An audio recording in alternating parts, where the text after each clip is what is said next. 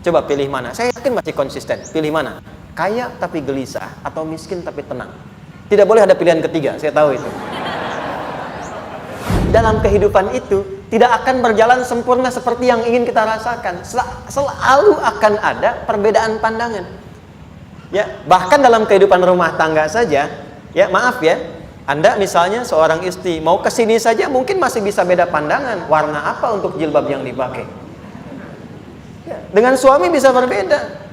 Papa, bagus yang mana ya? Hijau atau kuning? Ah, kayaknya yang hijau deh gitu kan? Enggak, kayaknya kuning deh gitu kan? Masih mending ada dua pilihan, begitu dipakai pink. Bisa berbeda. Anak bisa berbeda. Jadi kesan pertama yang ingin dibangun bahwa dalam kehidupan sudah pasti akan ada keragaman pandangan.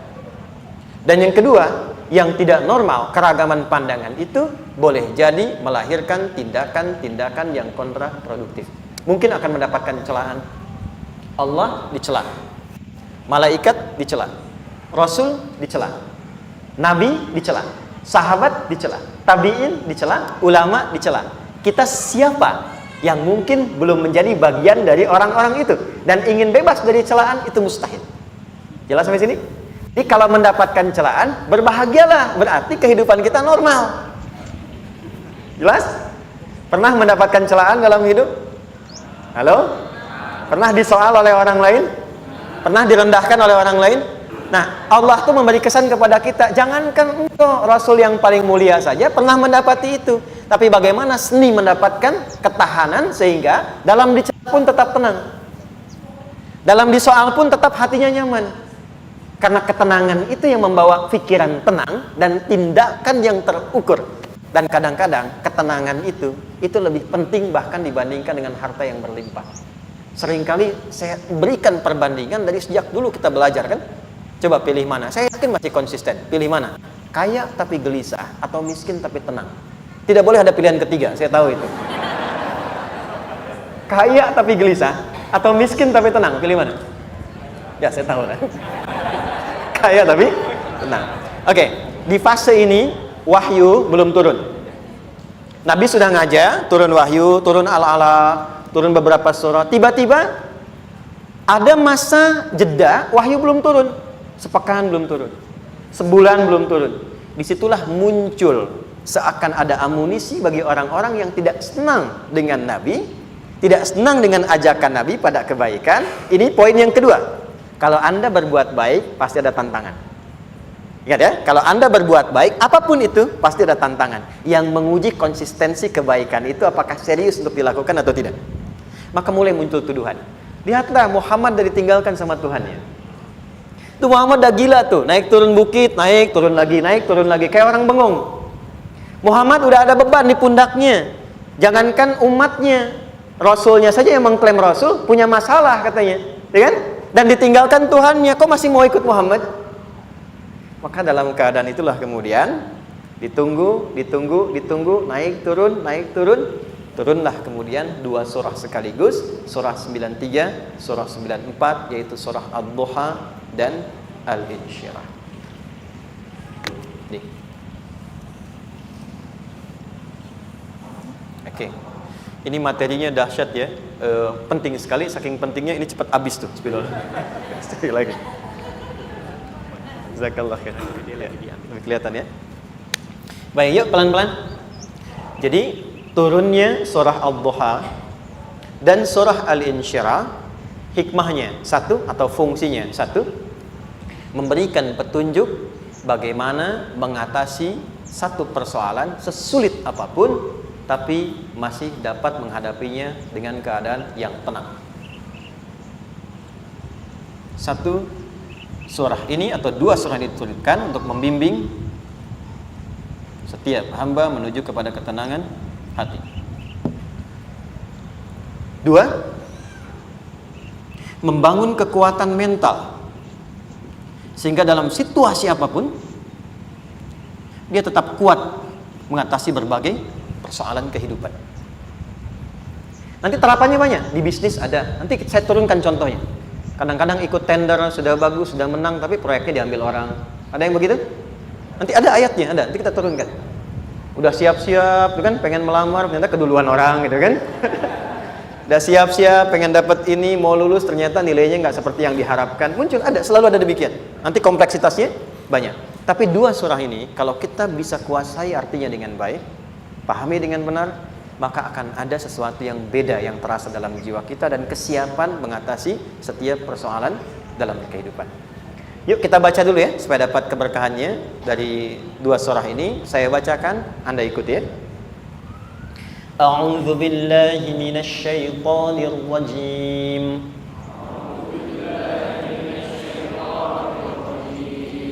Bismillahirrahmanirrahim. Wadduha wal-laili idza saja. ما ودعك ربك وما قلى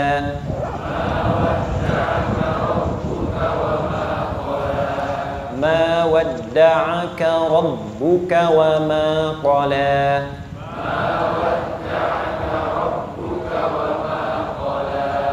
وللآخرة خير لك من الأولى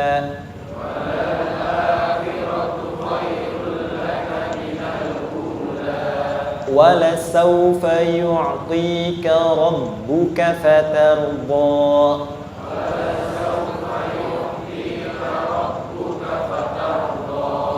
ألم يجدك يتيما فآوى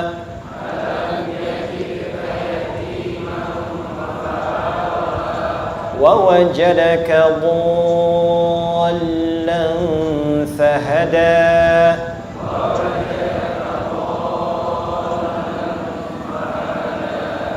ووجدك عائلا فأغنى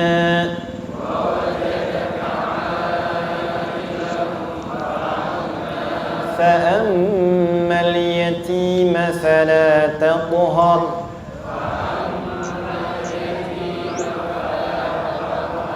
وأما السائل فلا تنهر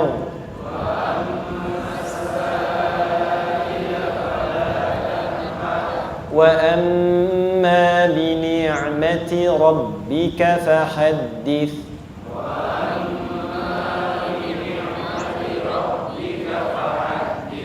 Baik, satu surah dulu, alhamdulillah.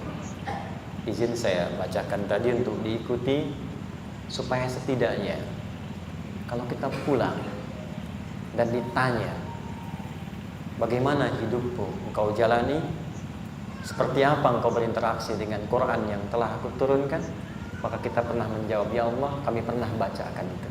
Jangan pernah kita berkehidupan sampai wafat dan tidak pernah berinteraksi dengan Quran walaupun sekedar membacanya. Wadduha, aku bersumpah, setiap huruf waw yang berada di awal kalimat di satu surah itu makna utamanya berarti sumpah. Ya, qasam, sumpah. Seringkali diartikan demi, ya. Wal asri, demi masa. Wal fajri, demi waktu fajar. Wal laili, demi malam. Intinya sumpah. Sebentar, pelan-pelan. Kalau Allah menyampaikan sesuatu kepada kita, yakin tidak? Saya ulang, yakin tidak? Serius? Hah? Kalau yakin, kenapa tidak dilakukan? Ya, itu pertanyaan besar ya. Baik, kalau Allah menyampaikan Allah tidak bersumpah pun harusnya kita yakin.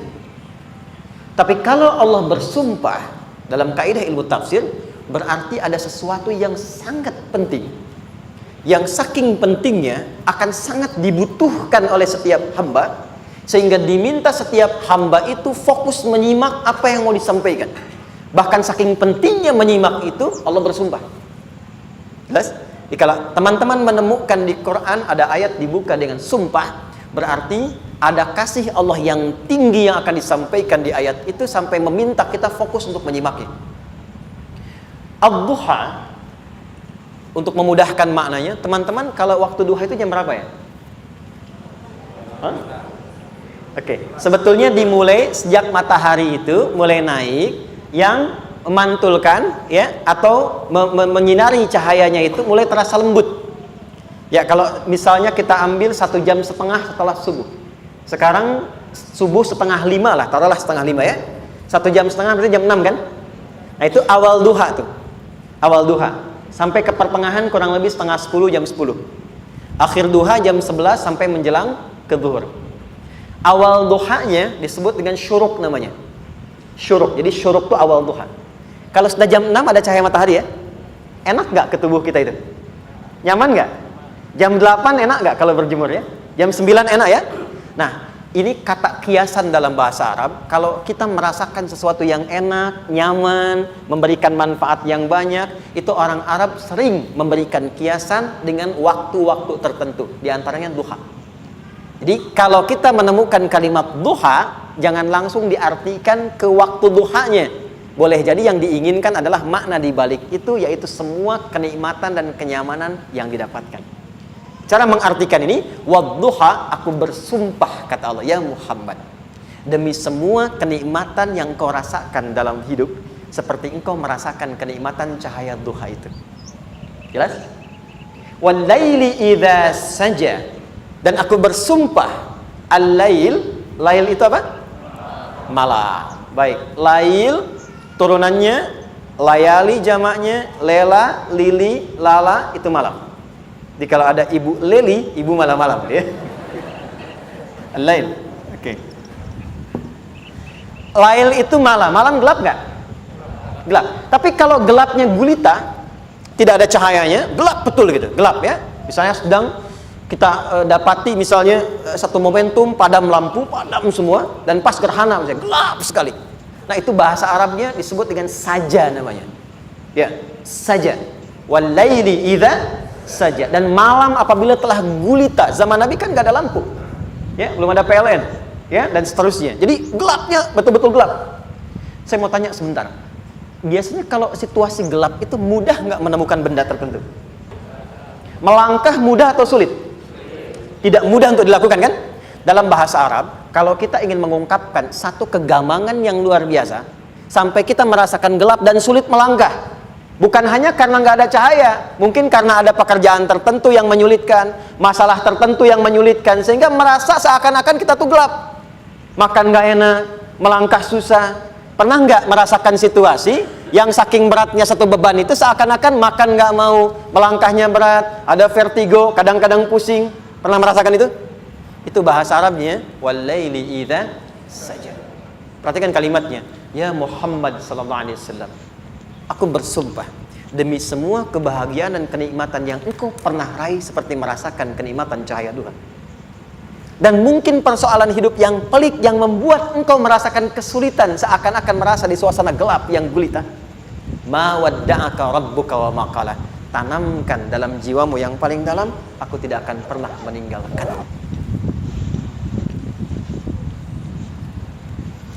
Ada suami pulang dari pekerjaan, mendapati istri sedang termenung dan mengalir air matanya. Tiba-tiba suaminya datang mengatakan, hangat sekali pada istrinya, di sampingnya membelainya dan mengatakan, "Ma, demi semua suka yang pernah kita lalui bersama, dan demi duka yang mengalirkan air matamu saat ini pun, tanamkan dalam hatimu yang paling dalam, Papa akan selalu bersama Mama dalam setiap situasi itu." Kira-kira para ibu merasakan itu bagaimana perasaannya? Masa sih? Tapi itu menarik loh. Menarik ya. Jadi kalau teman-teman ngaji surat Yusuf, di surat Yusuf itu laki-laki diilustrasikan dengan matahari, perempuan diilustrasikan dengan rembulan. Ya. Inni ra'aitu ahada asyara kaukaba wasyamsa wal qamara ra'aituhum li sajidin. Ayah, aku melihat bulan dan matahari serta 11 gemintang sujud hormat kepadaku. Jadi matahari diartikan itu sebagai laki-laki, suami, ayah. Kenapa disebut matahari? Diilustrasikannya, matahari itu kan menyengat dengan kuat. Kalau kita menjemur, mengeringkan pakaian, melindungi. Tipikal suami itu melindungi. Ada yang ganggu istri, sengat dengan kuat. Ada air mata yang mengalir, hei, keringkan itu sehingga tidak larut air mata mengalir di pipinya. Itu matahari. Sebaliknya rembulan. Rembulan itu kan enak dipandang, bukan bulannya ya.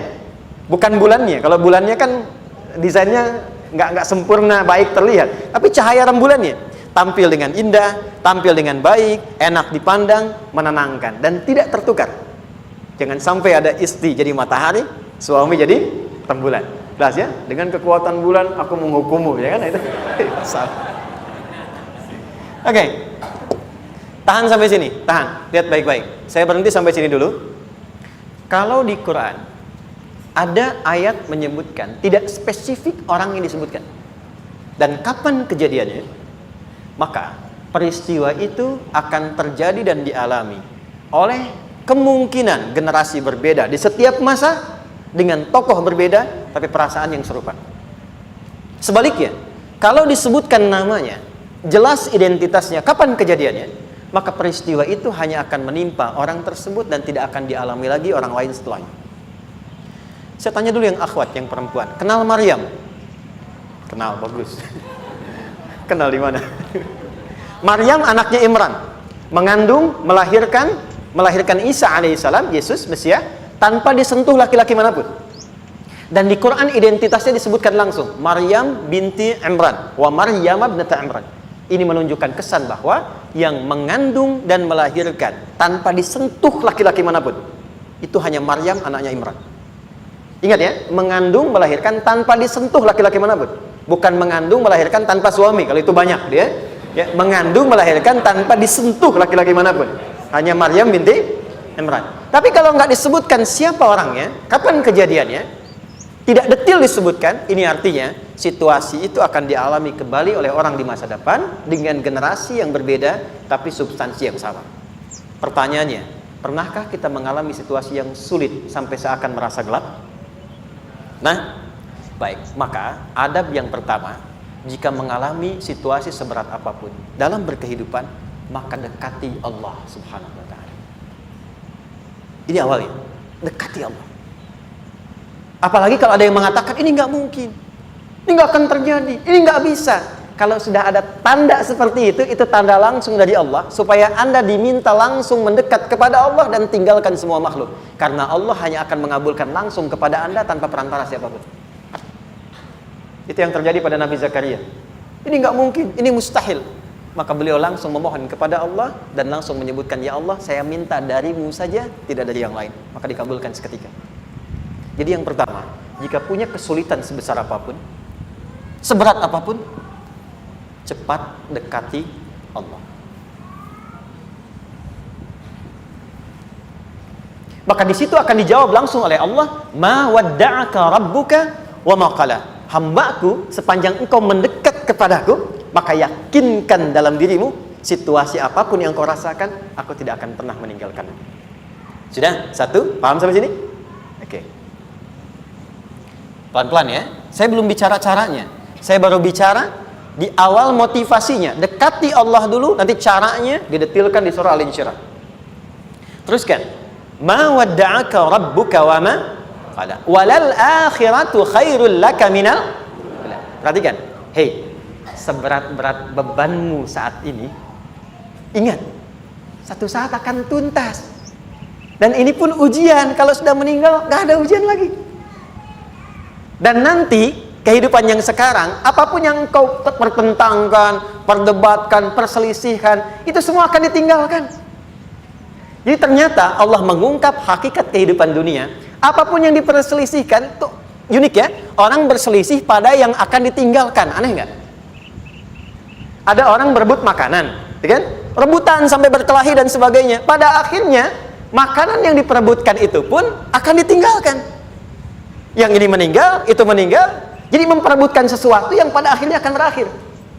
Kata Allah, Allah sampaikan, jika Anda mengalami situasi, sesuatu yang mungkin membuat berat, tanamkan pada jiwa kita, hei, yang aku kejar-kejar ini, boleh jadi aku akan tinggalkan juga. Kenapa aku harus menangisi dan larut pada sesuatu yang tidak abadi? Maka Allah hibur kita dengan mengatakan, kamu tenangkan diri dulu. Semua yang kamu pikirkan sampai membuat kamu berat begini, pada akhirnya kamu tinggalkan. Dan yang abadi itu akhirat. Walal akhiratu khairul laka minal. Dua, pelan-pelan sikapi setiap masalah dengan proporsional. Jangan terlalu larut dalam sesuatu. Dapat job satu, pengen, udah siap, kontraknya besar, tiba-tiba hilang. Dipikirin, Anda mikirkan itu pun nggak akan balik. Proporsional aja dulu. Ya, nanti caranya akan turun nanti di alin syirah. Tenangkan diri dulu. Prasangka baik kepada Allah Subhanahu wa taala. Boleh jadi apa yang Allah ingin berikan sebagai pendahuluan sekarang belum sampai kepada kita karena Allah menyiapkan yang lebih baik di balik itu. Kita belum tahu ada apa di balik itu sehingga kita tidak dapatkan itu. Sehingga kemudian Allah katakan walal akhiratu khairul laka minal ula. Teruskan wala saufa yu'tika rabbuka. Pelan-pelan. Orang yang punya sikap seperti ini itu cenderung lebih dekat mendapatkan ridha Allah dibandingkan dengan orang-orang yang larut dalam kesulitan. Orang yang move on dengan setiap persoalan dalam kehidupan, cepat berpikir secara proporsional, tidak menggantungkan hidupnya pada persoalan tertentu sehingga membuat dia menjadi beban, itu lebih mendekatkan dirinya kepada ridha Allah dibandingkan dengan orang yang meratapi persoalan hidup. Ya. Pelan-pelan. Jadi spiritnya, kalau punya masalah apapun, jangan dilarutin terus. Gak usah diratapi, cepat move on. Berpikir lagi, rencanakan lagi. Nanti, detailnya ada di alin syirah. Tapi poin besarnya, janji Allah mengatakan, kalau Anda bisa move on, proporsional, maka yang dijanjikan oleh Allah, di situ Allah percepat datangnya ridha Allah Subhanahu wa ta'ala. Kalau ridha Allah sudah datang, maka akan dua yang diberikan. Pertama kali, ketenangan di dalam jiwa, dan yang kedua, kemampuan untuk berikhtiar lebih baik mencapai apa yang diinginkan. Satu, kalau ridha Allah sudah diberikan pada seorang hamba, yang pertama diberikan ketenangan dalam jiwa. Bukan dunianya dulu. Bukan apa yang Anda ingin harapkan dulu. Pengen sesuatu, ya, pengen materi, pengen kedudukan, pengen lulus anaknya ujian, ya kan? Tiba-tiba terjadi sesuatu, diratapin, alih-alih meratap, alih-alih membuat status, alih-alih menyulitkan diri, kata Allah, terima dulu proporsional. Setelah itu dekatkan diri kepada Allah, turun ridha Allah, begitu turun yang pertama diberikan ketenangan kepada hati. Tenang dulu. Kalau sudah tenang, nanti dibimbing menyelesaikan apa yang sedang dihadapi itu. Itu poin yang ketiga. Pelan-pelan. 4. Kita masuk ke detail sekarang.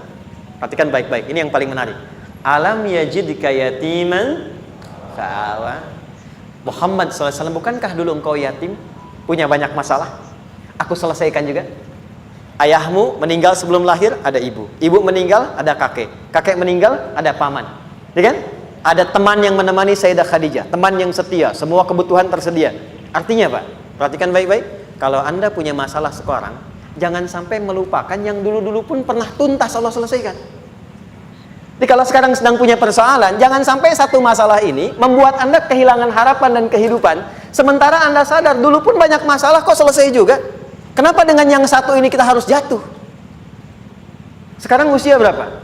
20, 30, 40, 50. Sekarang usia 50 tahun, ada masalah, baru 5 menit datang sudah merasa jatuh. Yang 50 tahun ke belakang yang banyak selesai itu kita nilai atau tidak? Maka kata Allah, seperti yang dulu pernah aku selesaikan ribuan masalah itu, yang sekarang pun mudah aku tuntaskan. Jelas? Nah, secara psikologi, orang-orang yang selalu bertindak seperti itu akan selalu punya harapan lebih tinggi untuk menyelesaikan persoalannya. Jadi kalau sedang punya masalah, pikirkan yang dulu juga selesai, masa yang sekarang nggak selesai. Itu prinsipnya. Secara psikologis demikian. Jelas ya? Oke. Wa wajadaka dhallan fahada. Muhammad, dulu engkau pernah mengalami melihat masyarakat banyak berbuat yang tidak baik, aku berikan petunjuk. Kuncinya fahada di situ. Orang yang punya motivasi kuat dan keyakinan untuk bisa menyelesaikan persoalannya, maka dia akan lebih cepat mendapatkan petunjuk Allah untuk mendapatkan solusi terbaik. Ada sini. Saya agak cepat ya, mohon izin. Wa wajadaka 'ailan fa'aghna. Bahkan, maaf, bukan sekedar selesai, kalau perlu saya bikin kaya, kata Allah. Aghna itu kalau ilmunya luas. Kalau harta, hartanya banyak. Kalau kedudukan, kedudukannya tinggi. Hei, engkau yang sedang mengejar kedudukan, aku tahan sebentar karena ada yang gak bagus untukmu di sini. Tapi kalau kamu terima, aku angkat itu lebih daripada apa yang kamu harapkan. Kamu pengennya bintang 2, aku naikkan sampai bintang 4. Kalau perlu 5 sekalian.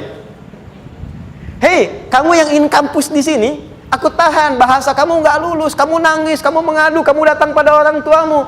Orang tua mulai protes, mulai curhat macam-macam. Terima dulu. Mungkin di sini ada yang tidak baik seperti doa ibumu yang sering memohon, ya Allah, jangan sampai anakku berbuat yang salah, jangan sampai terjebak narkoba, jangan sampai terbawa tawuran. Di sini ada yang kurang tepat untukmu. Kalau kamu ridha, kamu terima, kamu proporsional, bahkan aku pindahkan ke kampus yang lebih baik yang tidak kamu bayangkan sebelumnya. Di orang-orang yang selalu menerima apa yang Allah ujikan dan ridha dengan itu, maka Allah akan angkat derajatnya bahkan melebihi ekspektasi dirinya. Paham? Kalau sudah seperti itu, maka lihat ujung ayatnya. Lihat ujung ayatnya. Fa'ammal yatima fala taqhar. Hei, maka jangan pelit berbagi kepada orang lain. Share. Kalau sudah sukses, share. Berbagi, bukan hanya materi, bagi ilmunya, ya, bagi kebahagiaannya. Wa ammas sa'ila fala tanhar. Jangan sampai nunggu orang minta. Kalau lihat ada kawan yang butuh, sekarang Anda sukses. Tapi boleh jadi kesuksesan Anda itu tangganya dari teman-teman Anda.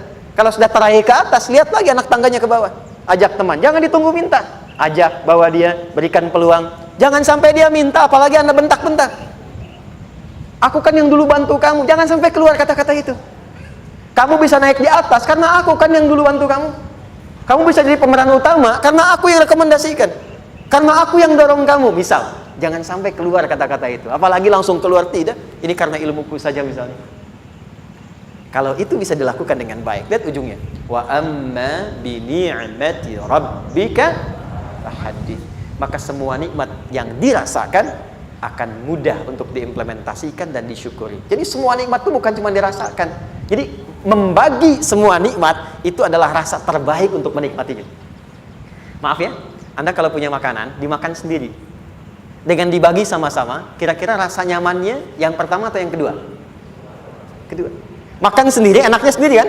Tapi ketika ada teman berbagi dan tahu, oh enak ya, nyaman ya, ada kebahagiaan, ada ngobrol, ada tertawa, ada kebersamaan, itulah inti nikmat yang sesungguhnya. Wa amma bi ni'mati rabbika. Ternyata masalah yang diberikan bukan ingin memberikan beban, tapi ujungnya, endingnya supaya Anda bisa mendapatkan nikmat berkualitas yang bisa dibagi.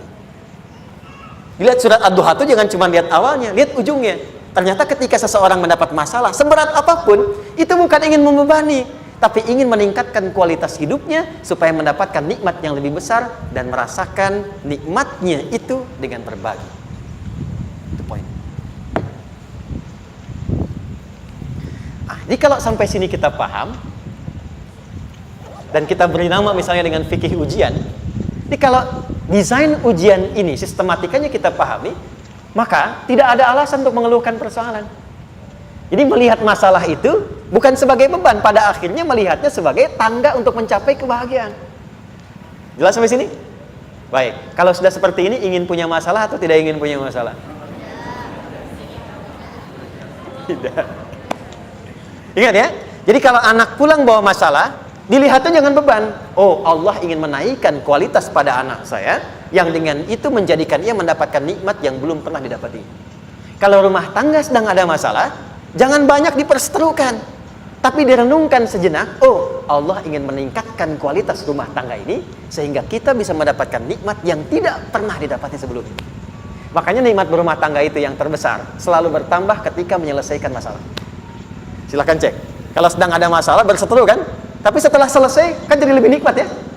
Ya, lebih senang lagi, lebih cair lagi, lebih bahagia lagi, lebih mendukung lagi. Ternyata ada nilai-nilai kebaikan yang tersimpan yang belum disadari sepenuhnya. Pertanyaannya, kadang-kadang mudah diucapkan, tapi tidak mudah mempraktekkan. Bagaimana itu semua bisa ditempuh dengan baik sehingga ketika mengalaminya kita bisa tenang menghadapinya. Maka turunlah surah Al-Insyirah. Saya cepat.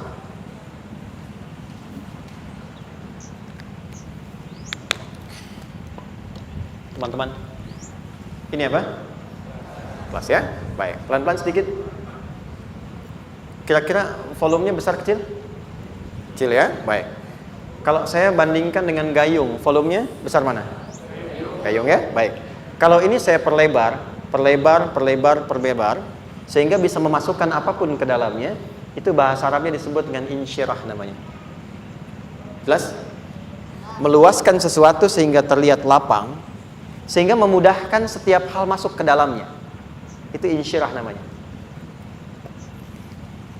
Surah ini diberi nama dengan surah Al-Insyirah, yang berarti sesuatu yang lapang, yang tenang, yang nyaman. Yang diharapkan dengan keadaan hati yang lapang, nyaman, tenang itu, segala persoalan yang dihadapi dalam kehidupan akan mudah diterima dan tidak berdampak besar dalam menyikapinya. Maka bagaimana kemudian Allah memberikan turunan-turunan petunjuk supaya apa yang diharapkan ini bisa tercapai? Satu, izin mengilustrasikan. Saya kasih cerita sebentar. Ada seorang anak muda, kisah ini sangat viral, hampir setiap kita bisa mendapatinya. Datang kepada seorang kakek tua di sisi danau yang jernih sekali airnya. Dia berkeluh kesah tentang persoalannya. Dia katakan, saya punya masalah begini. Berat sekali terasanya. Kakek itu kemudian permisi, dia hanya membawa 2 genggam garam. Kemudian beliau bawa 1 gelas, ilustrasinya seperti ini. Dimasukkanlah kemudian garam itu ke gelas itu. Lalu diambil 1 gelas air yang jernih tadi dengan garam segenggam. Kata beliau, minum. Pemuda itu mengatakan, wah asin, minum aja dulu. Lalu ketika diminum, langsung ditumpahkan. Dia muntahkan, asin katanya. Lalu setelah itu kakek yang tadi melepaskan segenggam sisanya, dilempar ke danau tadi yang luas. Lalu diambil lagi dengan gelas yang sama. Sekarang minum. Bagaimana rasanya? Segar, enak, nyaman. Itulah hatimu.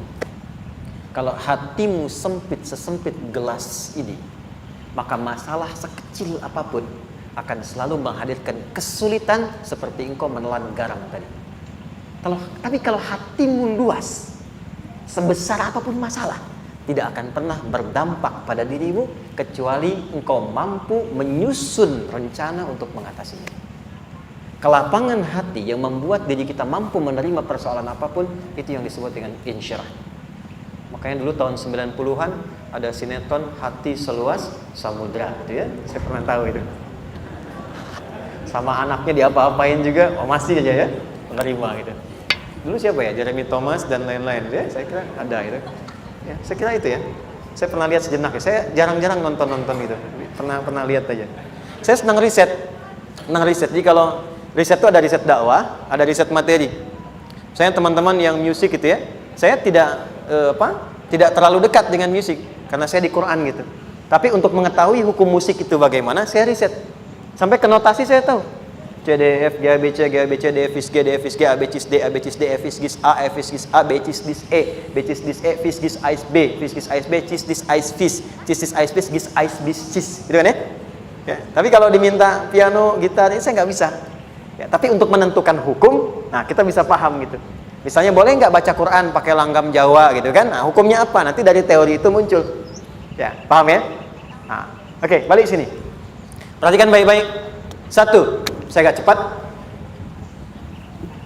Ini ditafsir langsung turun Al-Insyirah. Yang pertama, alam nashrah laka sadrak wa wada'na anka wizrak allazi qadha dhahrak. Tahan sampai sini dulu, 3 ayat. Saya mulai dari ayat kedua dan ketiga. Perhatikan baik-baik. Wa wada'na anka wizrak allazi qadha dhahrak. Artinya apa? Artinya satu beban yang diletakkan di pundak yang berpengaruh kepada semua bagian tubuh. Kita pernah melakukan atau melihat yang angkat beban ya? Beban kan semakin berat diangkat, semakin terasa ke bagian-bagian tubuh ya, ke semuanya. Nah, itu namanya wizrak alladzi anqadha dhahrak. Beban yang dipikul yang berat sekali sampai semua merasa. Makanya jadi satu ungkapan dengan mengatakan dia sedang memikul beban yang sangat berat. Sampai kepalanya pusing, tidur nggak nyaman, miring kanan, miring kiri. Itu namanya ya alladzi anqadha dhahrak. 1. Saya percepat, akan ada satu masa dalam hidup setiap hamba merasakan satu persoalan yang seakan-akan beban berat yang dipikul sampai merasa kesulitan dari ujung kepala sampai ujung kaki. Siapapun itu. Jujur ya, setiap kita tanyakan pada diri sendiri. Setiap kita yang ada di sini, saya yakin pasti pernah atau bahkan akan mengalami satu peristiwa yang merasakan beban berat sampai seakan-akan ujung kepala sampai ujung kaki merasakan sakitnya. Ada yang sudah mengalami atau bahkan nanti akan ada yang melalui. Perhatikan baik-baik. Teruskan ayatnya. Wa rafa'na laka.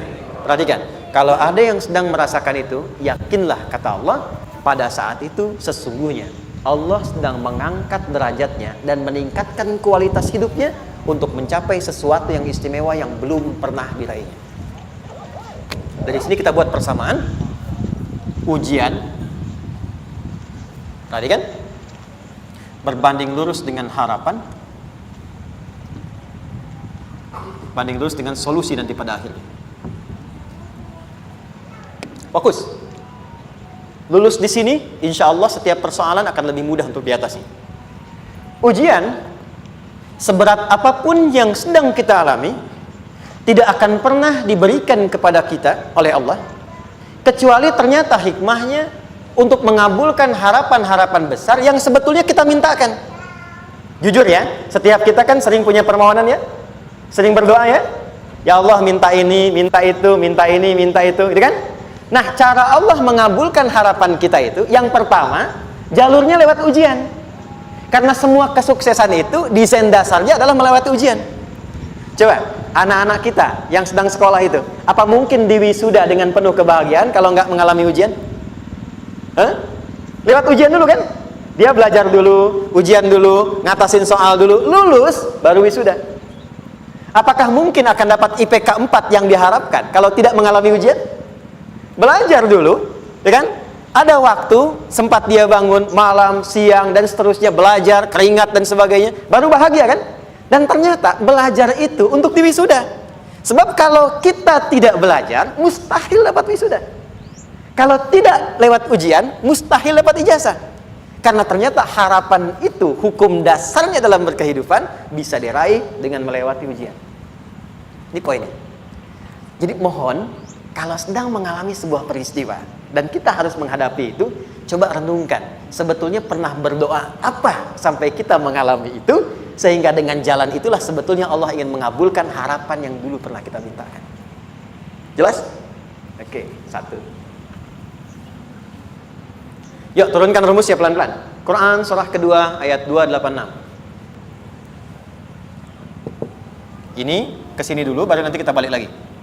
2 Al-Baqarah ayat 286. La yukallifullahu nafsan illa usaha. Tahan sampai sini. Lihat baik-baik. Hukum yang pertama. Hukum pertama. Allah tidak mungkin menguji seorang hamba di luar batas kemampuannya. Jadi kaidah yang pertama tadi, kalau kita sedang diuji, sebetulnya ada harapan dan doa yang pernah kita mohonkan dan Allah ingin mengabulkan itu, jalan pertamanya adalah ujian. Tapi adilnya Allah, tidak akan pernah kita diuji kecuali sesuai dengan kemampuan kita. Jadi kalau nggak mampu, nggak mungkin diberikan ujian.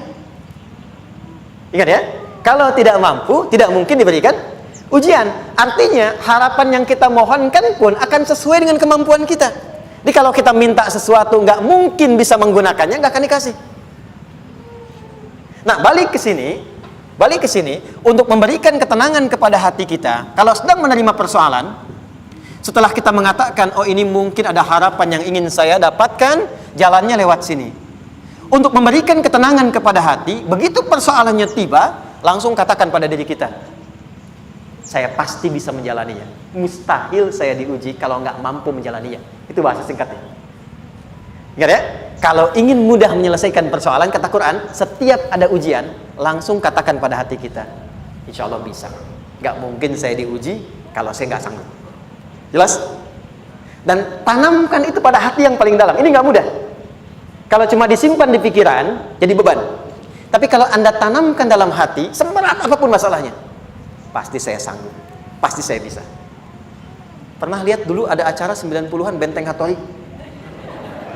Oke? Benteng Takeshi ya? Takeshi ya, gitu kan, artinya kan bisa jawab ya. Saya tahu Ninja Hattori mendaki gunung, lewati lembah, ya tahu ya. Son Goku, Son Gohan, saya tahu itu. Son Goku, Kamehameha, Piccolo itu, yang nulisnya Suzuki Watanabe, saya tahu itu. Benteng Hattori, balik lagi ya. Benteng Takeshi ya. Puncaknya kan main pakai itu kan, pakai tank ya dan sebagainya. Tapi pernah ingat gak satu episodenya itu? Begitu akan bertarung, kan selalu ada motivator di sampingnya itu mengatakan, ayo, kamu bisa, gitu kan? Dia nggak ngaji Quran tuh. Kita punya ayatnya. Pernah nggak? Buka lagi ya dulu ya. Oke. Korea, kenapa bisa nyusul Jepang?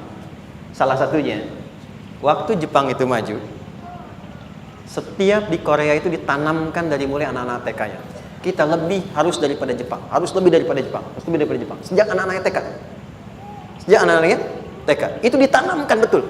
Kita bisa, kita dari TK. Sehingga ketika di sana bikin Honda, sini Hyundai. Hyundai kan dibacanya Hyundai, ya kan? Sana Honda, sini Hyundai gitu. Di apapun yang dibuat Jepang, Korea harus lebih unggul. Itu ditanamkan dari awal. Bisa. Kita itu sekarang punya ayatnya. Jadi kalau sedang punya masalah seberat apapun, katakan pada diri kita, insya Allah bisa. Gak mungkin diuji kalau nggak salah. Bisa insya Allah. Bisa. Kenapa mah? Bisa. Jelas? Oke. Sudah di situ teruskan. Lanjutkan. Warafa'na laka dzikra. Teruskan. Fa inna ma'al usri. Nah, ini poin terbesarnya. Fa inna ma'al usri yusra. Fa huruf yang menunjukkan sesuatu berlangsung dengan cepat. Inna di ilmu nahwunya berbunyi begini, di gramatikal bahasa Arab. Harfun nasbin wa taukidin. Tansibul isma wa tarfa'ul khabara. Mabniyun 'alal fathi la mahalla lahu min al-i'rabi. Paham? Tidak. Inna huruf yang digunakan untuk menguatkan informasi agar ditancapkan ke dalam hati sekuat-kuatnya dan jangan pernah ragu. Jadi kalau orang Arab tuh nancapkan tongkat begini dan kuat, tidak goyah, itu nasab namanya. Nasabar rajul asahu fil ardi. Inna ini harfun nasab. Jadi kalau ada di Quran dibuka informasinya dengan inna, maksudnya begini, hei, tancapkan informasi dalam hatimu dengan kuat, jangan pernah ragu.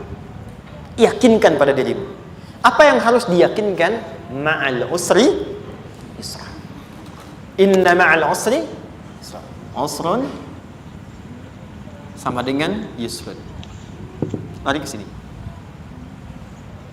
Oke. Apa artinya usrun? Sulit. Oke. Sulit itu ada dua. Ada sa'bun, ada usrun. Kalau kesulitan yang relatif, kata si A sulit, si B mudah, itu sa'bun namanya. Contoh, kata si fulan, bahasa Jepang susah. Padahal kata yang lain tidak. Saya ke Jepang, anak-anak kecil begini bisa bahasa Jepang, gitu kan? Bagi mereka mudah, gitu ya. Saking mudahnya gitu. Kata shiwa, gitu. Anak-anak kecil, bagi mereka mudah, bagi kita belum tentu. Itu sa'bun. Inna lughatal yabaniyya sa'bah. Relatif. Tapi kalau kesulitan yang sifatnya mutlak, semua orang mengatakan sulit. Maaf, bawa mobil, sulit atau mudah? Bukan mengendarai ya, bawa mobil, bawa. Sulit ya? Sulit ya? Baik, sepakat sulit semuanya. Nah, itu dalam bahasa Arab dikenal dengan usrun. Kesulitan yang semua sepakat bahwa itu susah. Sulit, semua sepakat. Dan ketika ada orang bicara, aku sedang punya masalah begini. Semua mengatakan, wah itu nggak mudah, itu nggak mudah. Itu usrun namanya. Lawannya, kemudahan yang relatif disebut sahlun. Tapi kemudahan yang semua sepakat bahwa itu mudah, itu yusrun namanya. Mengangkat spidol, semua mengatakan mudah, ringan. Itu yusrun namanya. Perhatikan, Allah tidak memasangkan sa'bun dengan sahlun, tapi memasangkan usrun dengan yusrun. Orang-orang yang punya keyakinan kuat, setiap persoalan itu akan selesai. Dan dia mengatakan pada dirinya, aku bisa melewatinya. Maka, perhatikan kalimatnya kata Quran. Inna ma'al usri yusran. Sesulit apapun masalah yang sedang dia alami, maka Allah akan datangkan solusi semudah-mudahnya yang bisa dia nikmati. Dengan kata lain, kalau kita bawa ke bahasa psikologi, kalau sedang menghadapi persoalan seberat apapun, selain kita mengatakan, ini pasti bisa saya lalui, saya insya Allah sanggup mengatasinya, katakan pada diri kita, ini pasti selesai. Pasti ada solusinya, pasti mudah. Katakan, walaupun memang solusinya belum datang, tapi tenangkan pada diri kita dengan mengatakan, inna ma'al usri yusra. Bahasa psikologinya, katakan pada diri kita, ini pasti selesai. Gak mungkin gak selesai, pasti ada solusinya, pasti mudah. Itu lebih memberikan harapan pada diri kita untuk menuntaskan persoalan dibandingkan dengan meratapinya. Jelas? Teruskan. Fa inna ma'al usri. Kalau masih ragu kata Allah, katakan lagi sekali lagi. Sampai hati kita merasa nyaman. Jadi kalau sedang punya persoalan seberat apapun, tanamkan pada diri kita, pasti selesai. Belum nampak, insya Allah pasti selesai. Gak mungkin diuji kalau gak ada solusi. Itu lebih memberikan harapan. Setelah itu, fa'idha faraghta, mitigasi masalahnya, mitigasi persoalannya. Tuliskan, ini masalahnya apa? Rumah tangga, apa saja misalnya. Dia ada suami, ada istri, ada anak-anak. Masalah ada di mana? Kadang-kadang benangnya jadi kusut karena satu-satu nggak segera diselesaikan. Maka kata Al-Quran, fa'idha faraghta, satu-satu mitigasi dulu. Satu masalah di sini, lihat di suami, lihat di istri. Kalau pekerjaan, masalahnya apa? Sebelum bercabang kemana-mana, petakan. Apakah rekanannya? Apakah relasinya? Apakah kemampuannya? Apakah manajerialnya? Apakah marketingnya? Mitigasi, kotaki semua, selesaikan satu-satu. Setelah itu, apa yang dilakukan? Wa ila rabbika, tawakal sepenuhnya kepada Allah untuk menentukan hasilnya. Tawakal itu yang paling mahal.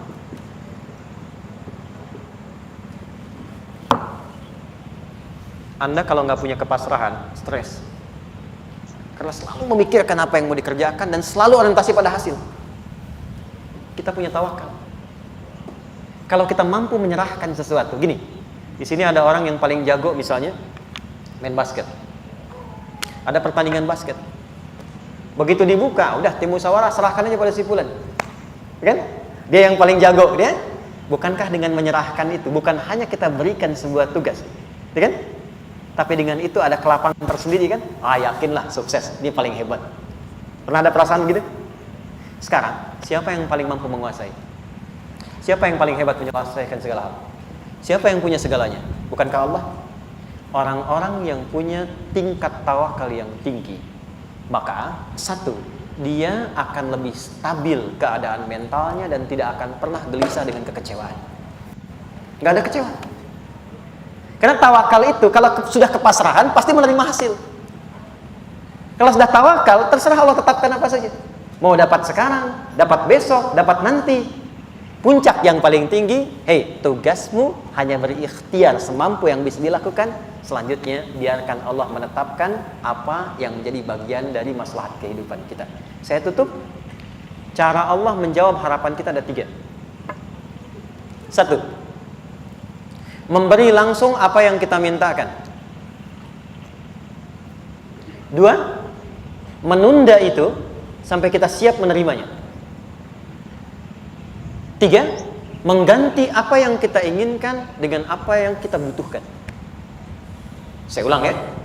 1, memberi langsung apa yang kita mohonkan. Misal, ya Allah saya ingin A misalnya, anak saya pengen ke ITB. Tapi nggak mungkin tiba-tiba langsung masuk ITB kan? Pasti lewat ini dulu kan? Ada ujian dulu, ikut tes dan seterusnya diterima sesuai. 2, kadang menunda sesuatu sampai dia sanggup menjalaninya. Anda punya anak usia 5 tahun, pengen diberikan motor. Anda mampu untuk memberi motor, dikasih nggak? Tidak. Sampai dia sanggup mengendarai motor, baru Anda berikan. Terkadang ada yang kita minta sekarang, tidak didapati sekarang. Tapi ternyata tahun depan kita dapat. Kita harus sadar bahwa anugerah yang kita dapatkan tahun depan itu sebetulnya adalah hasil doa kita di tahun ini. Pernah dengar nggak kisah viral? Nabi itu berdoa baru dikabulkan setahun setengah. Setahun 6 bulan. Padahal itu Nabi loh. Kiblat pertama kita kemana? Palestina kan? Baitul Maqdis kan? Nabi berdoa, mohon terus nengok ke langit. Al-Baqarah 144, minta, jawabannya turun setelah setahun setengah, setahun 6 bulan. Ada yang mengatakan di tafsir setahun 8 bulan, baru dikabulkan setelah setahun setengah. Padahal kurang soleh apa Nabi? Nabinya siap, mungkin umatnya yang belum siap. Nabinya siap, tapi ada tantangan di masyarakat yang tidak mudah, yang mungkin bisa meruntuhkan dakwah, baru dikabulkan setahun setengah. Ketika semua umatnya sudah bisa siap menerima itu. Boleh jadi apa yang diminta orang tua sekarang terkabulnya mungkin belasan puluhan tahun pada anaknya yang nomor sekian. Tahu Imam Syafi'i? Imam Syafi'i itu kan nama aslinya Muhammad, bapaknya Idris, kakek yang ke atas yang ketiga namanya Syafi'i. Kenapa disebut Imam Syafi'i? Dinisbatkan pada kakek yang ke atasnya. Ternyata kakeknya ini seorang ulama besar, saleh, memohon kepada Allah, setiap di keturunannya ada yang bisa menggantikan lebih soleh, lebih baik lagi. Ternyata yang didapatkan bukan dari anaknya, tapi generasi keturunan yang kesekian. Anda belum sekarang bisa hafal Quran, misalnya Anda bermohon berdoa, boleh jadi yang hafal mungkin bukan di anak, bisa di cucu, bisa di bagian keluarga yang lain. Maka terkadang tawakal itu tidak hanya memberikan hasil yang cepat, tapi memberikan keindahan yang terasa tertunda, tapi melengkapi kebahagiaan yang dirasakan. Penutupnya, boleh jadi minta ke ITB, diterimanya di Unpad. Minta motor, dapatnya mobil, kalau itu senang luar biasa. Minta mobil, dapatnya motor, gitu kan? Ternyata kadang-kadang di sini yang terakhir, saya tutup, Allah mengabulkan apa yang kita butuhkan, bukan apa yang kita inginkan. Anak Anda sakit, dibawa ke dokter, kata dokter jangan dulu makan jeruk. Maka Anda pulang, dia minta jeruk, Anda berikan apel. Saya nggak mau apel mah, saya pengennya jeruk. Nggak apa-apa nak, ini apel rasa jeruk misalnya kan. Anda berikan. Ternyata apa? Bukan ingin menyakiti dan tidak mengabulkan keinginan anak, tapi lebih memberikan apa yang dia butuh. Kadang-kadang maaf ya, teman-teman mintanya proyek A, udah capek, di situ nggak dapat, dapatnya di yang lain. Teman-teman, itu Allah berikan sebetulnya hasil ikhtiar Anda yang sebelumnya, cuma dikasih yang lebih baik yang tidak Anda pernah bayangkan maslahat.